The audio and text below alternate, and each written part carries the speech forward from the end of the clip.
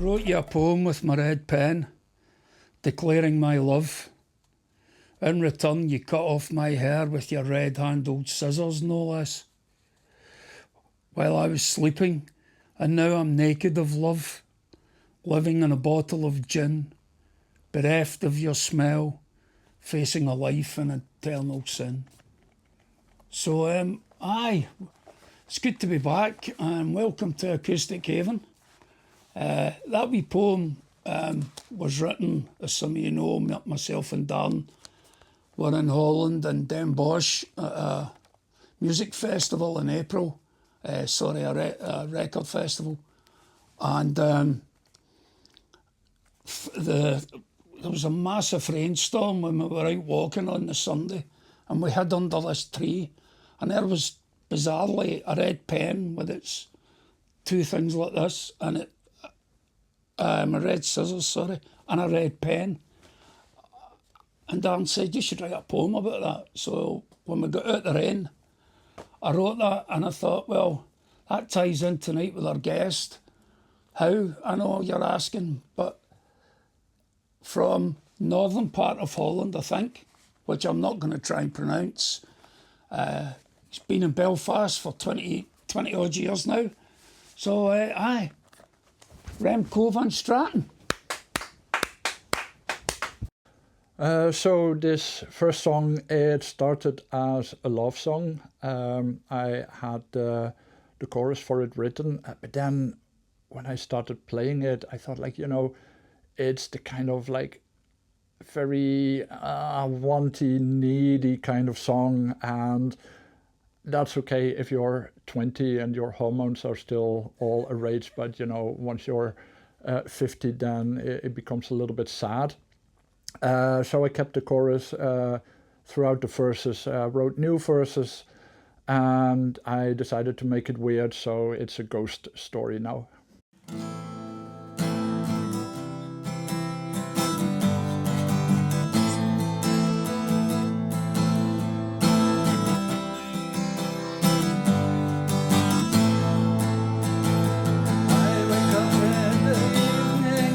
so cold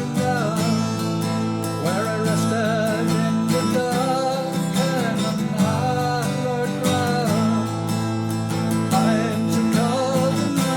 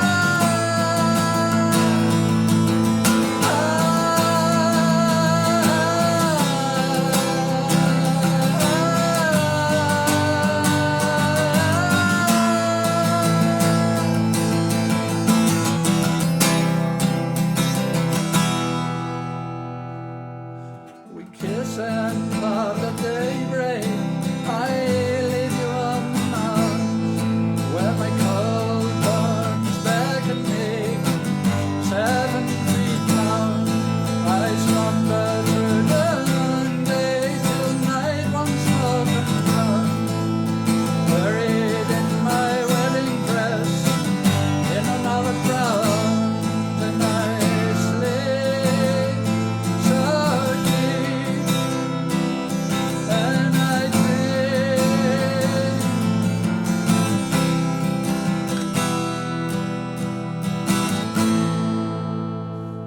Brilliant. Brilliant. Thank you.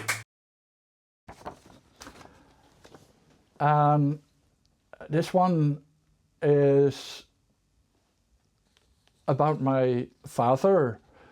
You know, my father was a mechanic, and you know, it's the kind of job that, you know, a lot of people might look down on, but you know, I'm working class, pure and bred, and I think there is more to a person than that. So there we go. It's called The Song of Pabbe. As regular as a workman's weekend, we drove past, and Dad would say, "In there they have that magnificent sword, the sword of Grete Pier." Pier, the giant, fearless pirate, once a farmer who could hold a plough high with a single hand, turned to fight when he found his home defiled by the blood of his beloved.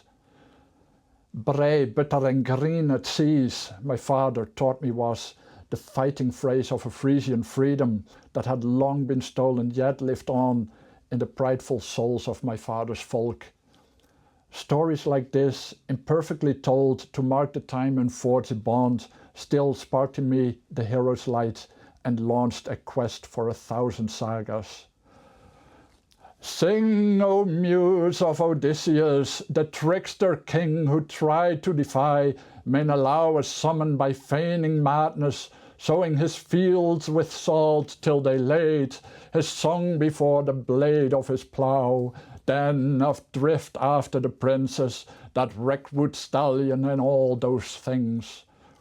While stunted Mime forged the foundling Siegfried into the dragon's fiend, who, blood-baptized with gold-laden guile, won for the boy king a bride, then his victory's spoils with status renazed, the silencing peace of the backstabbing blade.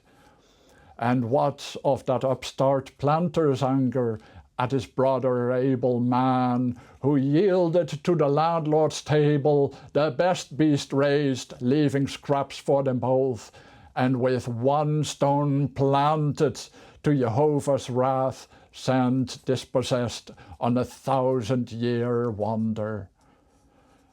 But sing to me, O muse, sing in my own tongue with sounds that pound like hammer on stall and easer, in lines that wash as salt water over the call a clay. Sing not of God or hero, but of me father, min Pabbe, who raised me home and let me win, clogs grinding on the cobbles, who took me down to the quiet places, to his green cathedral, who told a bully he'd break his bones, but could not protect me. Born from war to an unstable home, he became a fighting man across the sea, as shown in Kodak, carefully curated, pinned on the page, before he downed the Queen's coin to turn back to the ancestral soil. His stories tucked away deep inside the dark recesses where they could not hurt him. He toiled in a pit of stinging petrol, his hands hardened and hardly scraped clean with that sandy green or wine-red soap, crafting the tools with which our masters built their manses and tilled their pastures. Like Hephaestus, lame at his anvil, banished, Wayland Smith, sacred maker, maimed, and Grete Pier, disillusioned, died, yoked before the plough of yet another robber baron. So, Pabbe got cut down these many years ago, and I never got to see that terrible sword. And now that my brows are shot through with steel, the coals of my own forge glow oh so feeble, and blades dragged furrows hard and deep.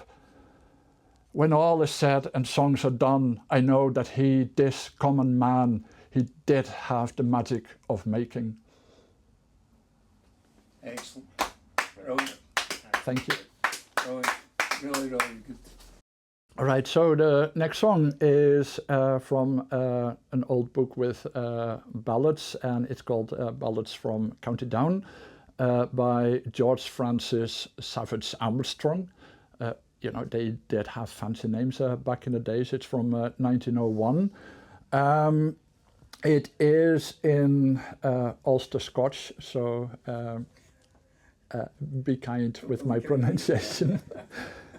And it's about John McEnanty, the fairy king of the Northern Fairies, who is supposedly laying underneath Scrabo Tower in Scrabo Hill.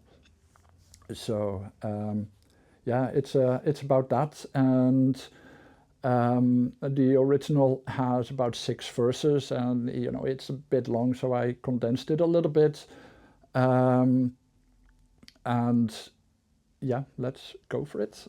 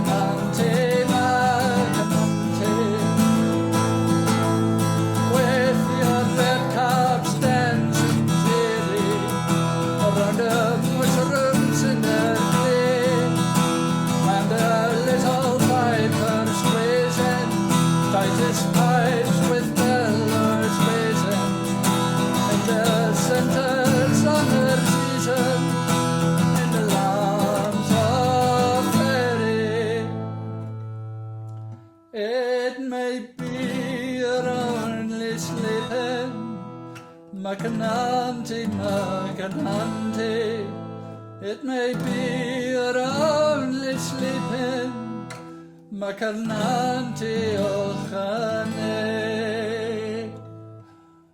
underneath the Strangford Sea, where the rock abysses deepen, like again you'll come from yonder, Macanante, Macanante,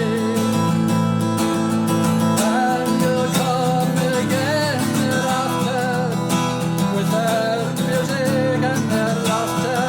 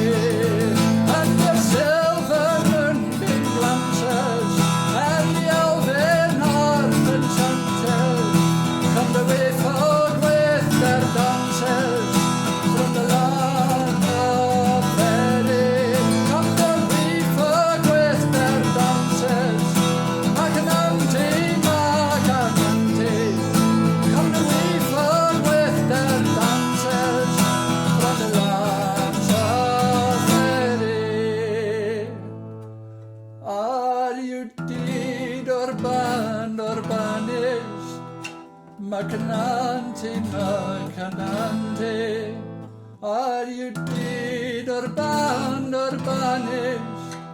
Magnanti ochane. Wow, that's amazing. So this poem is called Chlorine and Blue Paint, and it'll become clear why it's called that. A mere stump of a boy you were, on the shallow side of the swimming pool, on the side of the floating rope, on the side where it was safe. Your backbone pressed too tightly to concrete covered in thick blue paint. Cold it was, the color of a clear sky and the color of clean water. You stirred the water with a stick-like arm, scooped it up and let it cascade, pretending to play to enjoy yourself, though you really wanted to run. And while the steel ladder hung oh so near, you couldn't reach it, 'cause you'd be seen. The smell of chlorine stuck to your throat. It tasted of the fear you felt.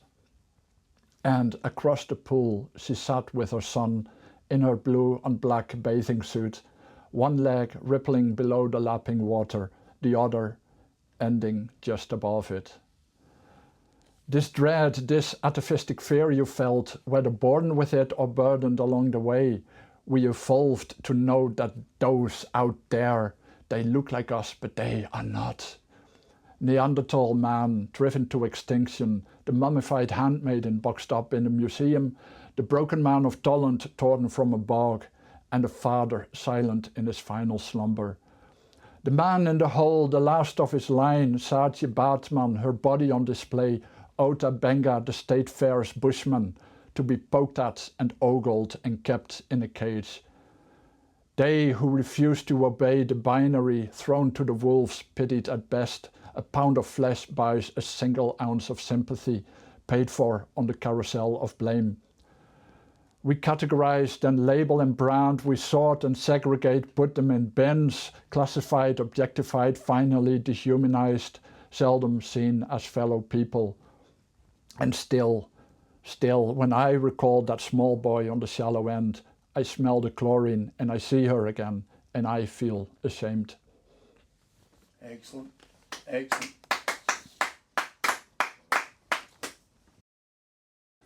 So this song is about Greek mythology, and there are a lot of books in the bookshops nowadays of Greek mythology rewritten from a feminist perspective. I do like them, and I thought, like, let's get one in myself as well. This one is about Penelope. She's the wife of Odysseus, and while he was out to the Trojan War and then spent another 10 years trying to get home, she was at home and waiting, basically. So You're the weft and the warmth of my life. You are in my every fiber. You are the surgeon to all my burns. You are the line in my sound. How long has it been since you left me, my love? Gone to war for a friend. Oh boy, you're so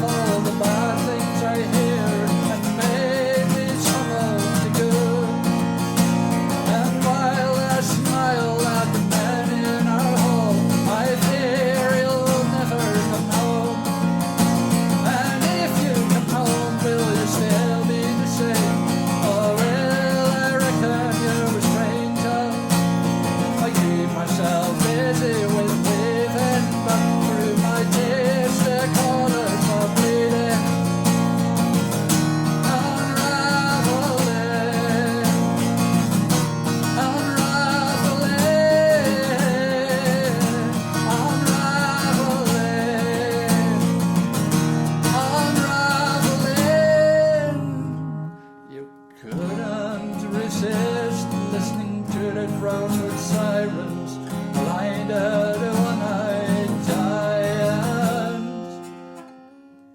Let's say, turn your men into the animals they are, and then run circles around you.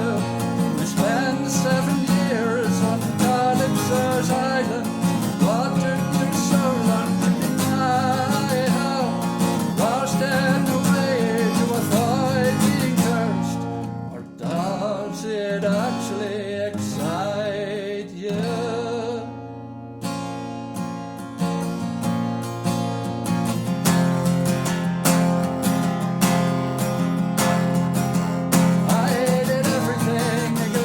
Should do, and still you went away, and I'm stuck a weaving till my fingers are bloody and keeping those suitors at bay, unraveling,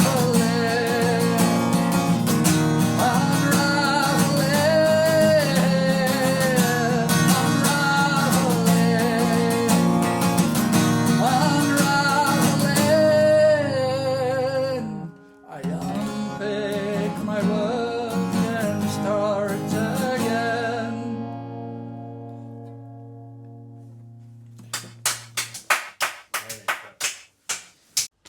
Well, once again, we've done it. We've found someone who, I'm not going to say it this week. I'm not going to say I'm amazed at the amount of talent from these shores.